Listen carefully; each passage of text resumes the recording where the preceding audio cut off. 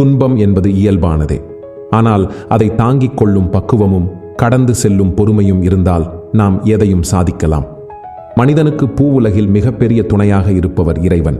இறைவனை சரண் அடைந்தவர்கள் யாரும் கெட்டது இல்லை. அப்படியாக கலியுகவரதன் முருகப்பெருமான் பக்தர்களின் துயர் துடைப்பவர். முருகா என்ற ஒரு கூச்சல் போதும் அவர் நம் இன்னல்கள் அனைத்தும் தீர்த்து வைப்பார். நீங்கள் மிகுந்த துன்பத்தில் அவதியடைகிறீர்களா? அப்போது செய்ய வேண்டிய சக்தி வாய்ந்த முருகப் பரிகாரத்தை பார்க்கலாம். முதலில் ஒரு வெள்ளை காகிதத்தை எடுத்து அதன் 4 பக்கங்களிலும் மஞ்சள் வைக்க வேண்டும். அதன் மேலே முதலில் சரவணபவ என்று எழுதி கொள்ள வேண்டும். அந்த காகிதத்தின் நடுப்பகுதியில் ஒரு நட்சத்திர கோலம் வரையுங்கள்.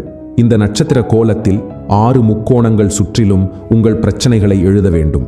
அதாவது உங்களது இன்னல்கள் மற்றும் துன்பங்களை 6 கட்டங்களுக்குள் எழுதி நடுவில் ஓம் என்ற வார்த்தையையும் எழுதி அந்த காகிதத்தை சுருட்டி ஒரு நூல் கொண்டு கட்டி வீட்டில் இருக்கும் முருகப்பெருமான் திரு உருவத்தின் பாதத்தில் வைக்க வேண்டும்.